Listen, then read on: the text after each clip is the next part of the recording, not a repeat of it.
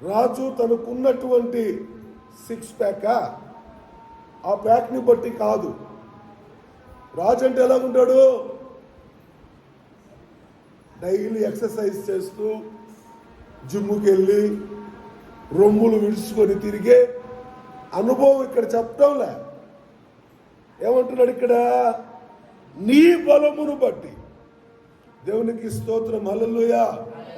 నీ బలమును బట్టి, నీ బలమును బట్టి.